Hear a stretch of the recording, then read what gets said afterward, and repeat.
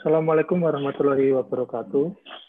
Kami dari kelompok 3 yang materinya adalah pengangguran, inflasi, dan juga kebijakan pemerintah. Sama-sama perkenalkan kelompok kami dulu. Saya Mahardika Alia Pradana, Mahisuda Nur Maulida, Hanif Budi Fatrito. Langsung saja ke materi yang pertama, yaitu pengangguran.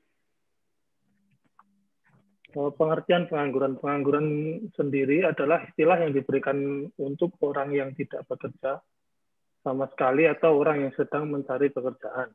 Umumnya, pengangguran disebabkan karena jumlah pencari kerja tidak sebanding dengan jumlah lapangan pekerjaan yang ada. Penyebab pengangguran. Pertama, besarnya angkatan kerja tidak seimbang dengan kesempatan kerja. Kemudian rendahnya keterampilan dan tingkat pendidikan.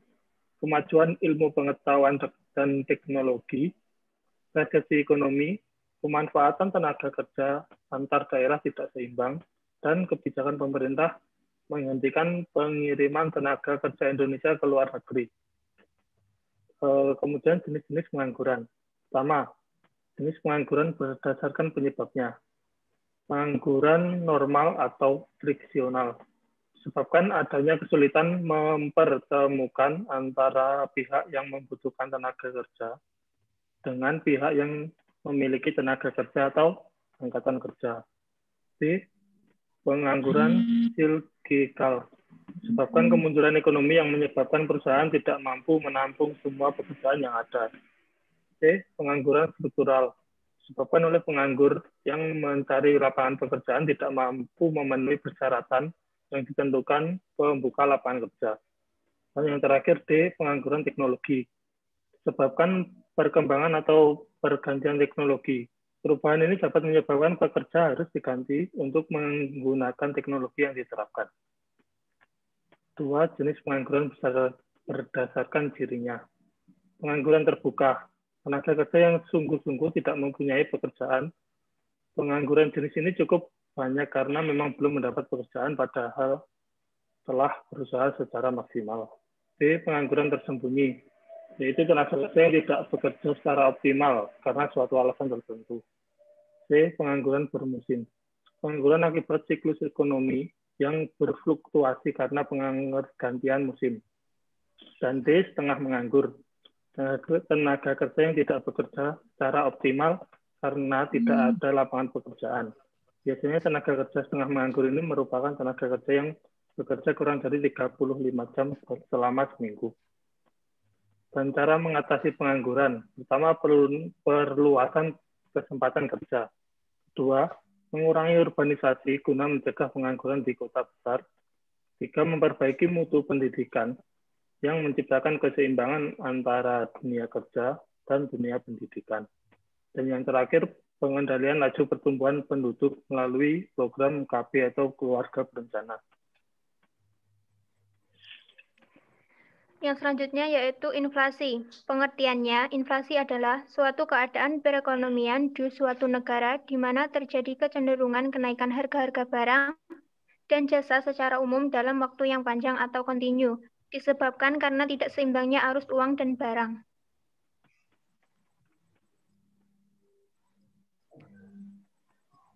Next. Penyebab inflasi, yang pertama meningkatnya permintaan terhadap jenis barang atau jasa tertentu, disebabkan oleh faktor yang pertama meningkatnya belanja pemerintah, yang kedua meningkatnya permintaan barang untuk diekspor, yang ketiga meningkatnya permintaan barang untuk swasta. Yang kedua meningkatnya biaya produksi, disebabkan oleh kenaikan harga bahan baku, misalnya harga bahan bakar naik dan upah buruh naik. Yang ketiga, tingginya peredaran uang terjadi karena uang yang beredar di masyarakat lebih banyak dibanding yang dibutuhkan.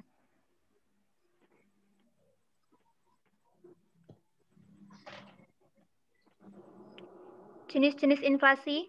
Yang pertama, inflasi berdasarkan sumber atau penyebab. 1. Inflasi tarikan permintaan. Inflasi ini biasanya terjadi pada masa perekonomian berkembang dengan pesat. Kesempatan kerja yang tinggi menciptakan tingkat pendapatan yang tinggi dan selanjutnya menimbulkan pengeluaran yang melebihi kemampuan ekonomi pengeluaran barang dan jasa. Yang kedua, inflasi desakan biaya. Masalah kenaikan harga-harga dalam perekonomian yang disebabkan oleh kenaikan biaya produksi sebagai akibat kenaikan harga bahan mentah atau kenaikan upah. Yang ketiga, inflasi diimpor terjadi karena kenaikan harga-harga yang disebabkan oleh kenaikan harga barang impor yang digunakan sebagai bahan mentah produksi dalam negeri. Next. Yang kedua, inflasi berdasarkan tingkat kelajuan kenaikan harga-harga yang berlaku. 1. Inflasi merayap. Proses kenaikan harga-harga yang lambat jalannya yang digolongkan kepada inflasi ini adalah kenaikan harga-harga yang tingkatnya tidak melebihi 2 atau 3% setahun. Yang kedua, inflasi sedang. Secara rata-rata, di sebagian negara, tingkat inflasi mencapai di antara 5 hingga 10%. Inflasi dengan tingkat seperti itu digolongkan sebagai inflasi sedang atau moderate inflation. Yang ketiga, hiperinflasi. Proses kenaikan harga-harga yang sangat cepat yang menyebabkan tingkat harga menjadi 2 atau beberapa kali lipat dalam masa yang singkat. Efek dari inflasi. Yang pertama, dampak negatif. Inflasi dan perkembangan ekonomi. Inflasi yang tinggi tingkatnya akan menghambat perkembangan ekonomi. Biaya yang terus-menerus naik menyebabkan kegiatan produktif sangat tidak menguntungkan. Maka, pemilik modal biasanya lebih suka menggunakan uangnya untuk tujuan spekulasi. Yang kedua, inflasi dan kemakmuran masyarakat. Inflasi akan menurunkan pendapat real orang-orang yang berpendapatan tetap. Inflasi akan mengurangi nilai kekayaan yang berbentuk uang dan memperburuk pembagian kekayaan. Yang kedua, dampak positif. 1. Masyarakat akan semakin selektif dalam mengkonsumsi, produksi, dan diusahakan seefisien mungkin dan konsumtif dapat ditekan. Yang kedua, inflasi yang berkepanjangan dapat menumbuhkan industri kecil dalam negeri menjadi semakin dipercaya dan tangguh. Yang ketiga, tingkat pengangguran cenderung akan menurun karena masyarakat akan tergerak untuk melakukan kegiatan produksi dengan cara mendirikan atau membuka usaha.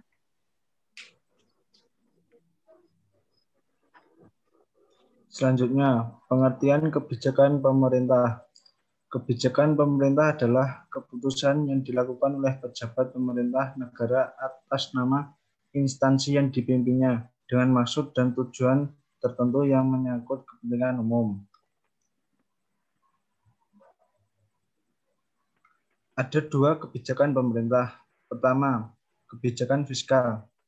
Kebijakan ekonomi yang dilakukan oleh pihak pemerintah guna mengelola dan mengarahkan kondisi perekonomian ke arah yang lebih baik atau yang diinginkan dengan cara mengubah atau memperbarui penerimaan dan pengeluaran pemerintah. Salah satu hal yang ditonjolkan dari kebijakan ini adalah pengendalian pengeluaran dan penerimaan pemerintah atau negara. Kebijakan fiskal meliputi langkah-langkah perintah membuat perubahan dalam bidang perpajakan dan pengeluaran pemerintah dengan maksud untuk mempengaruhi pengeluaran agregat dalam perekonomian. Yang kedua, kebijakan moneter. Kebijakan moneter adalah seperangkat kebijakan ekonomi yang mengatur ukuran dan tingkat pertumbuhan pasokan uang dalam suatu perekonomian negara. Ini adalah tindakan terukur untuk mengatur variabel makroekonomi seperti inflasi dan pengangguran. Kebijakan moneter dilaksanakan melalui cara termasuk penyesuaian suku bunga, pembelian atau penjualan sekuritas pemerintah, dan mengubah jumlah uang tunai yang beredar dalam pasar. Kebijakan moneter meliputi langkah-langkah pemerintah yang dilaksanakan oleh Bank Sentral. Di Indonesia, Bank Sentral adalah Bank Indonesia untuk mempengaruhi mengubah penawaran uang dalam perekonomian atau mengubah suku bunga dengan maksud untuk mempengaruhi pengeluaran agregat. Kebijakan fiskal atau kebijakan moneter. Kebijakan fiskal dan kebijakan moneter dijalankan oleh dua pihak yang berbeda. Kebijakan fiskal dilaksanakan oleh Kementerian Keuangan dan kebijakan moneter dijalankan oleh Bank Sentral. Kedua institusi ini haruslah menyesuaikan kebijakan ekonominya dalam mengatasi masalah yang dihadapi. Apabila tidak demikian, yaitu apabila langkah mereka menimbulkan efek yang bertentangan, yaitu satu pihak menjalankan langkah-langkah untuk mengatasi inflasi dan pihak lainnya menjalankan kebijakan mengatasi pengangguran. Kebijakan yang bertentangan itu tidak akan mencapai tujuannya.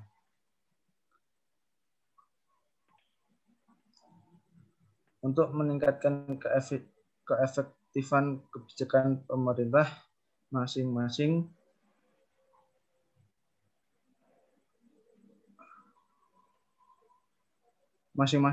institusi di atas perlu menjalankan hal berikut. 1. Mengatasi pengangguran. Bank Sentral perlu menurunkan suku bunga dan Kementerian Keuangan menambah pengeluaran pemerintah yang dapat diikuti pula dengan pengangguran pajak. Langkah tersebut akan menyebabkan kenaikan dalam pengeluaran agregat sebagai akibat kenaikan investasi, kenaikan pengeluaran pemerintah, dan kenaikan pengeluaran rumah tangga konsumsi. 2. Mengatasi inflasi. Tindakan yang perlu dijalankan Bank Sentral adalah mengurangi penawaran uang dan menaikkan suku bunga. Kebijakan moneter ini akan mengurangi investasi dan pengeluaran rumah tangga konsumsi. Kementerian Keuangan perlu pula mengurangi pengeluaran dan menaikkan pajak individu dan perusahaan. Langkah tersebut dapat mengurangi pengeluaran pemerintah, mengurangi investasi, dan mengurangi pengeluaran rumah tangga.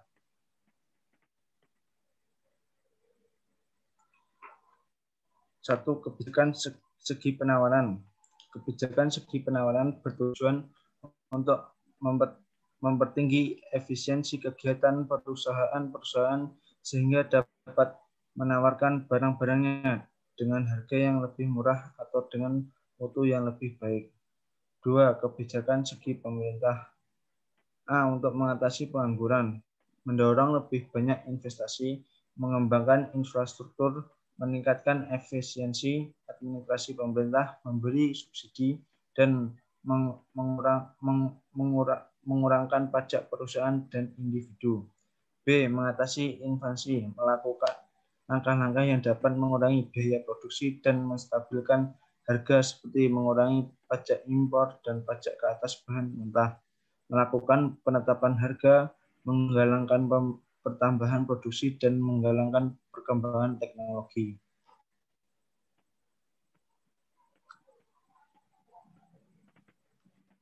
Sekian dari kelompok kami. Bila ada salah, mohon maaf. Wassalamualaikum warahmatullahi wabarakatuh.